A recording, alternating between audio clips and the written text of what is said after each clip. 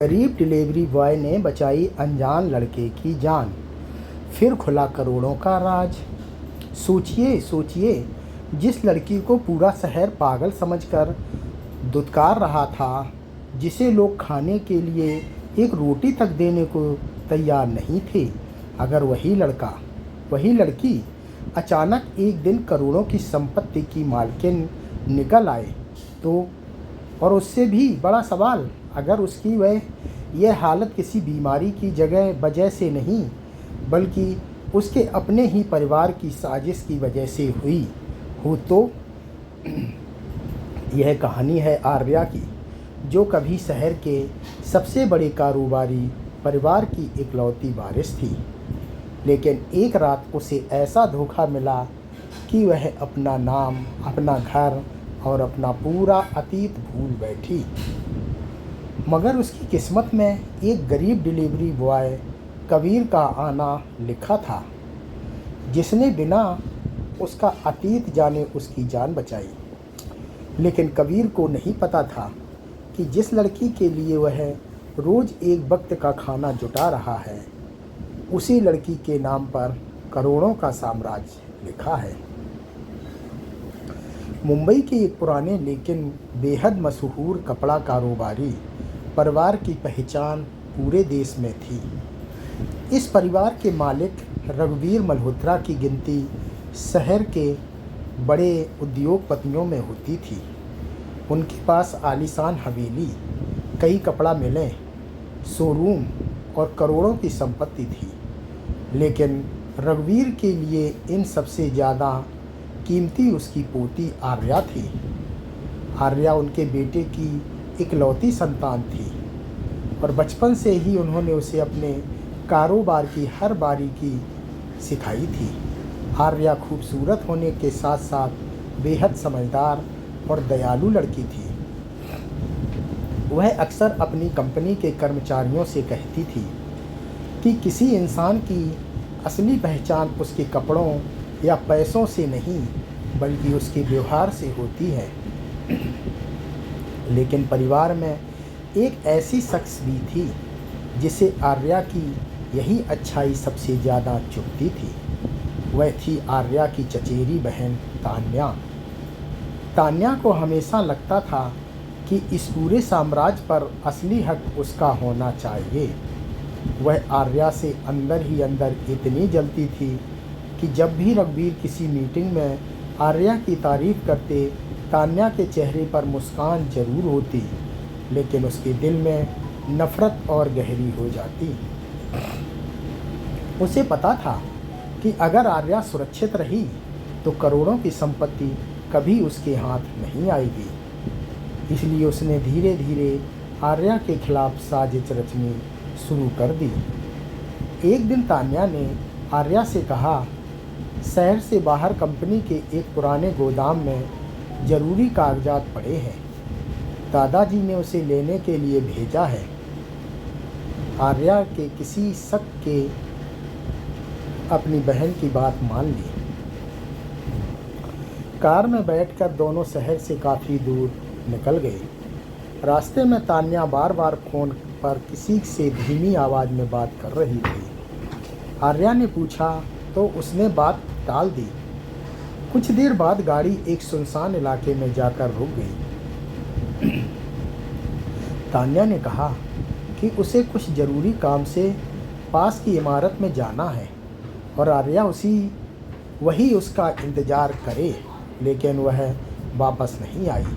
आर्या ने कई बार फ़ोन किया मगर फ़ोन बंद था। जब उसने अपना बैग देखा तो उसका मोबाइल और पहचान पत्र भी गायब थे। उसे समझ ही नहीं आया कि आखिर उसके साथ क्या हो रहा है। आर्या घबराकर सड़क पर निकल पड़ी। शाम तक वह उस इलाके में भटकती रही। रात होते होते तेज बारिश शुरू हो गई।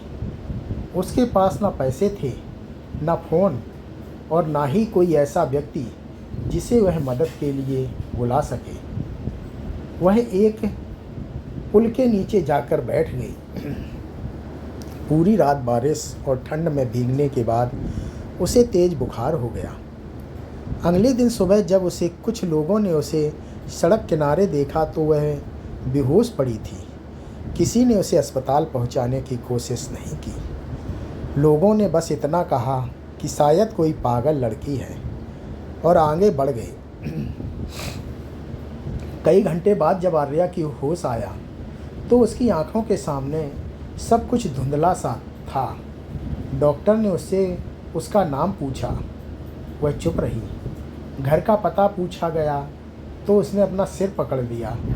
उसके दिमाग में जैसे कोई खाली कमरा था, उसे कुछ भी याद नहीं आ रहा था। डॉक्टरों ने बताया कि गहरे सदमे और चोट की वजह से उसकी याददाश्त अस्थायी रूप से प्रभावित हुई है, लेकिन अस्पताल में रहने के लिए उसके पास पैसे या पहचान का कोई प्रमाण नहीं था। आखिरकार वह फिर सड़क पर आ गई। कुछ दिनों बाद वह उसी शहर के पुराने बाजार में दिखाई देने लगी।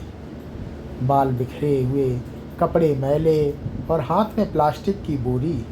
कोई उसे पगली कहता, कोई भिखारिन और कोई उसे वहाँ से भगा देता। उसे खुद अपना नाम याद नहीं था, इसलिए लोग उसे पगली कहने लगे। वह दिन भर कचरा चुनती और रात को किसी दुकान के बाहर सो जाती। लेकिन एक अजीब बात थी, जब भी वह किसी महंगे कपड़े या रेशमी साड़ी को देखती, उसकी आंखों में कुछ पल के लिए चमक आ जाती, जैसे उसके भीतर कोई भूली हुई दुनिया उसे आवाज़ दे रही हो। उसी बाजार में कबीर नाम का एक गरीब डिलीवरी बॉय काम करता था। वह दिन भर बाइक पर खाना पहुंचाता और रात को किराए के छोटे से कमरे में लौटता। उसकी ज़िंदगी में खुद बहुत परेशानियां थीं, लेकिन उसके दिल में इंसानियत की कमी नहीं थी। वह अक्सर बाजार के उस कोने से गुजरता जहां वह लड़की बैठी रहती थी। कई बार उसने उसे अपना खाना दिया था, लेकिन एक दिन उसने देखा कि बाजार का एक दुकानदार उसे बुरी तरह डांट रहा था। दुकानदार ने उस लड़की पर चोरी का आरोप लगा दिया था। उसने कहा कि उसकी दुकान से महंगा मोबाइल गायब हुआ है और वह पगली जरूर चोर है। लड़की डरकर पीछे हट रही थी। दुकानदार ने उसका हाथ पकड़ लिया और उसे धक्का देने लगा। आसपास भीड़ जमा थी, मगर कोई कुछ नहीं बोल रहा था। तभी कबीर वहां पहुंचा और दुकानदार का हाथ पकड़कर बोला, किसी गरीब को कमज़ोर समझकर उस पर हाथ उठाना बहादुरी नहीं है। पहले सबूत दिखाइए। दुकानदार ने कबीर को धमकाया कि वह अपनी औकात में रहे, लेकिन कबीर पीछे नहीं हटा। उसने दुकानदार के कैमरे की तरफ इशारा किया और कहा कि अगर चोरी इस लड़की ने की है तो कैमरे में सब दिख जाएगा। दुकानदार का चेहरा अचानक बदल गया। उसे पता था कि कैमरे की रिकॉर्डिंग में असली चोर का चेहरा सामने आ जाएगा। कुछ देर बाद दुकान का दूसरा कर्मचारी दौड़ता हुआ आया और उसने बताया कि मोबाइल दुकान के अंदर ही एक डिब्बे में पड़ा था। भीड़ धीरे धीरे वहां से चली गई। लड़की ज़मीन पर बैठी कांप रही थी। कबीर ने उसे उठाया और पानी दिया, फिर अपनी जेब में बचे थोड़े से पैसों से उसके लिए खाना खरीदा। उसने पूछा, तुम्हारा नाम क्या है? लड़की ने बहुत देर तक सोचने के बाद सिर्फ इतना कहा, मुझे नहीं पता। कबीर ने उसकी आंखों में देखा और कहा, ठीक है, जब तक तुम्हें अपना नाम याद आए नहीं आता, तुम मेरे लिए आर्या हो। उसे खुद नहीं पता था उसके मुंह से निकला यह नाम कितना बड़ा राज खोलने वाला है। उसी शाम कबीर उसे अपने कमरे के पास बने छोटे से खाली हिस्से में ले गया। उसने कहा कि वह यहाँ सुरक्षित रह सकती है। वह लड़की पहली बार कई दिनों बाद चैन से सोई,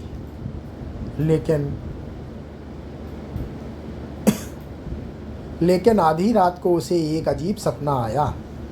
उसने खुद को एक विशाल हवेली में देखा। सामने एक बूढ़ा आदमी उसे आर्या बेटा कहकर बुला रहा था।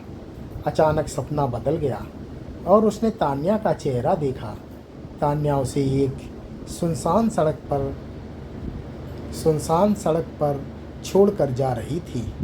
आर्या चीखते हुए उठ बैठी। उधर उसी रात शहर के दूसरे हिस्से में एक आदमी आर्या की तस्वीर लेकर लोगों से पूछताछ कर रहा था। उसका नाम मोहन था और वह मल्होत्रा परिवार का पुराना कर्मचारी था। कई दिनों से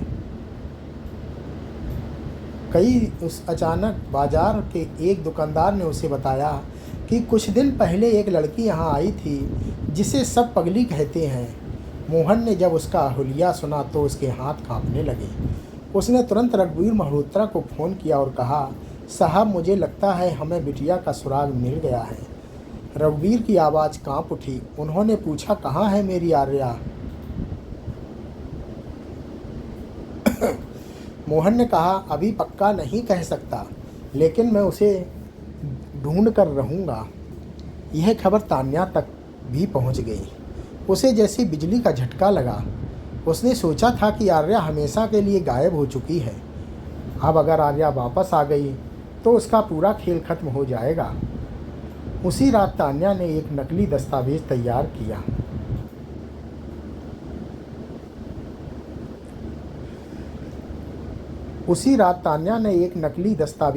करवाया जिसमें दावा किया गया कि आर्या ने अपनी मानसिक हालत खराब होने के कारण कंपनी की सारी जिम्मेदारी तान्या को सौंप दी है। लेकिन तान्या को यह नहीं पता था कि आर्या अकेली नहीं थी, उसके साथ कबीर था और कबीर को अभी अभी उस लड़की के अतीत का पहला सुराग मिलने वाला था। अगली सुबह कबीर ने आर्या के पुराने कपड़ों को धोने के लिए उठाया। तभी कपड़े की सिलाई के अंदर उसे एक छोटी सी धातु की प्लेट मिली। उस पर सिर्फ एक शब्द लिखा था, मल्होत्रा। कबीर की आंखें फैल गईं। उसे समझ आ गया कि जिस लड़की को पूरा बाजार पगली समझ रहा है उसका अतीत बहुत बड़ा है। लेकिन असली सवाल अभी भी बाकी था। आर्या मल्होत्रा आखिर थी कौन? और अगर वह सच में वही लड़की थी जिसे शहर का सबसे बड़ा कारोबारी परिवार ढूंढ रहा था, तो फिर उसे सड़क पर मरने के लिए किसने छोड़ा था? कबीर के हाथ में पड़ा वह छोटा सा मल्होत्रा नाम का निशान पूरी कहानी बदल चुका था। जिस लड़की को वह इतने दिनों से बेसहारा समझकर अपनी कमरे के बाहर जगह दे रहा था, वह असल में करोड़ों की मालकिन थी। लेकिन जैसे ही उसकी पहचान सामने आने वाली थी, दूसरी तरफ उसकी बहन तान्या एक ऐसा खेल खेलने जा रही थी जिसमें आर्या की जिंदगी ही नहीं बल्कि पूरे मल्होत्रा साम्राज्य का भविष्य दांव पर लगा था।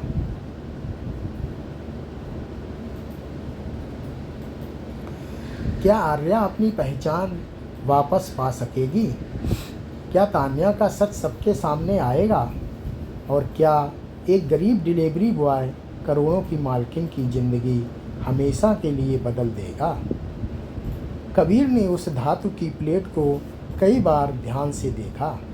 उसे शक हुआ कि शायद यह किसी बड़ी कंपनी या परिवार का निशान है।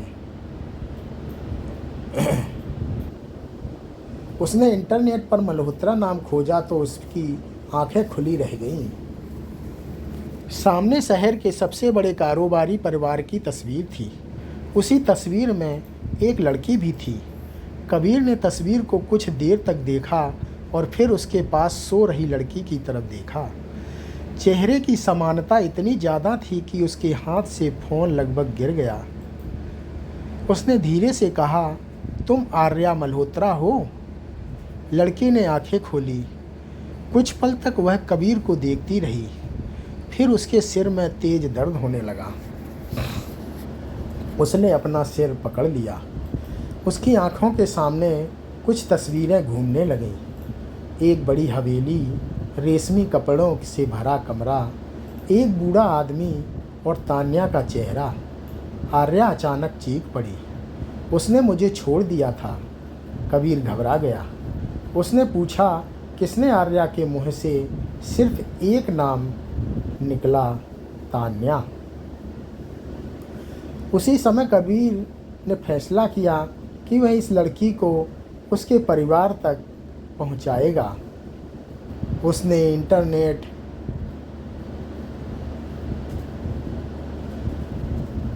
उसी समय कबीर ने फैसला किया कि वह इस लड़की को उसके परिवार तक पहुंचाएगा।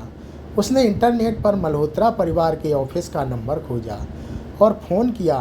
फ़ोन उठाने वाले कर्मचारी ने जैसे ही आर्या की आवाज़ सुनी, वह कुछ पल के लिए चुप रह गया।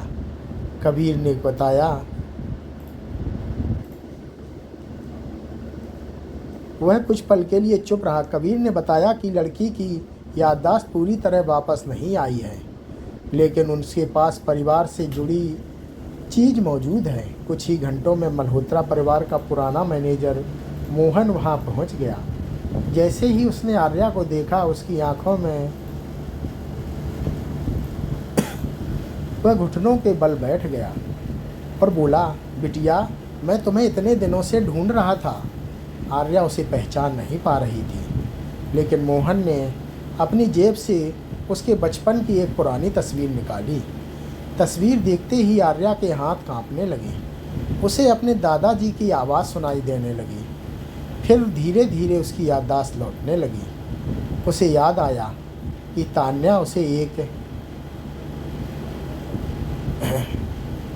बहाने से शहर से बाहर ले गई थी। उसे यह भी याद आया कि उसकी गाड़ी से उतरने के बाद तान्या ने उसका फ़ोन और पहचान पत्र चुरा लिया था। आर्या की आंखों से आंसू निकल आए। उसने कहा, मैंने उस पर भरोसा किया था। मोहन ने कहा, अब आपको डरने की ज़रूरत नहीं है। आपके दादाजी आपका इंतज़ार कर रहे हैं। लेकिन तभी एक बड़ी समस्या सामने आई। अगले दिन कंपनी की बोर्ड मीटिंग थी और तान्या ने नज़दीक दस्तावेज के आधार पर कंपनी पर कब्जा करने की तैयारी कर ली थी। अगर आर्या समय पर नहीं पहुंची तो करोड़ों की कंपनी हमेशा के लिए उसके हाथ से निकल सकती थी। उधर तान्या बोर्ड रूम में बैठी थी। उसने सभी लोगों के सामने नकली दस्तावेज रख दिए और दावा किया कि आर्या मानसिक रूप से अस्थिर है और उसने कंपनी की जिम्मेदारी सौंप दी थी।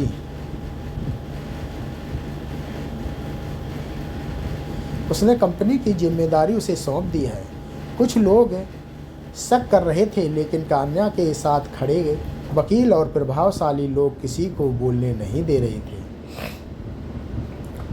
तभी बोर्ड रूम का दरवाज़ा खुला। सबकी नज़र दरवाजे की तरफ गई। मोहन अंदर आया।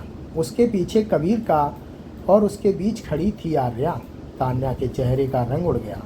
आर्या धीरे धीरे आगे बढ़ी और बोली, कंपनी की जिम्मेदारी लेने की इतनी जल्दी थी तुम्हें तान्या के साथ? कंपनी की जिम्मेदारी लेने की इतनी जल्दी थी तुम्हें? तान्या के हाथ कांपने लगे। उसने तुरंत कहा, यह लड़की आर्या नहीं, यह कोई धोखेबाज है। लेकिन इस बार आर्या तैयार थी। मोहन ने पुलिस के सामने होटल के रिकॉर्डिंग, यात्रा की जानकारी और मासिक पुराने दस्तावेज रख दिए। कबीर ने यह वीडियो भी दिखाया जिसमें तान्या आर्या को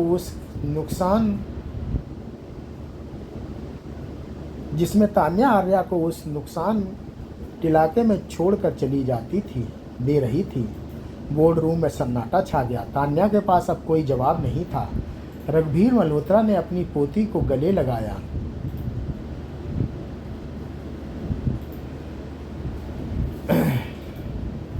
मुझे पता था मेरी बच्ची एक दिन वापस जरूर आएगी।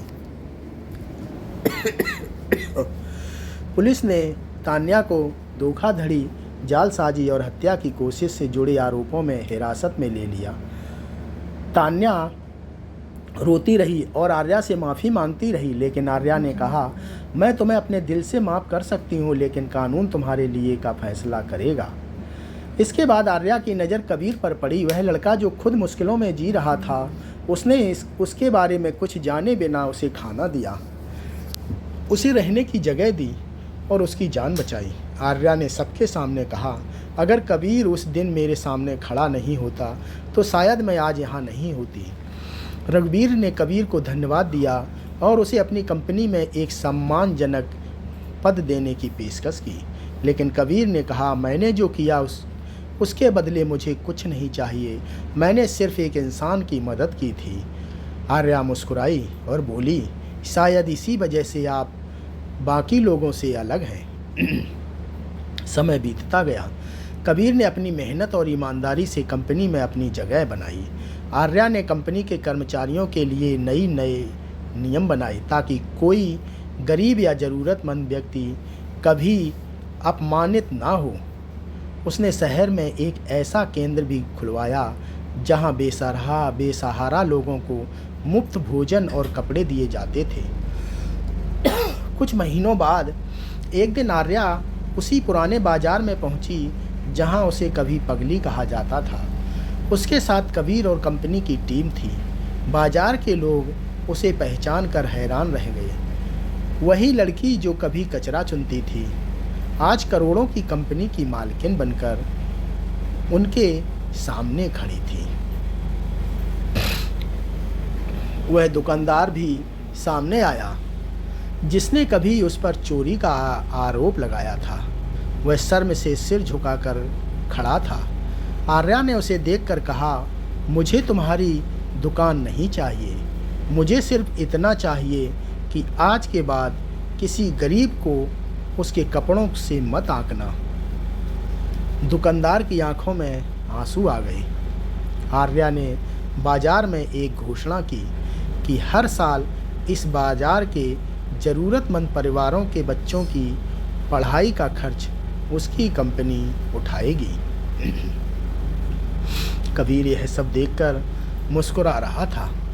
आर्या ने उसकी तरफ देखा और कहा, तुमने मेरी ज़िंदगी तब बचाई थी जब तुम्हें पता ही नहीं था कि मैं कौन हूँ। कबीर ने मुस्कुराकर जवाब दिया, मुझे तब भी पता था कि आप इंसान हैं, मेरे लिए इतना ही काफ़ी था।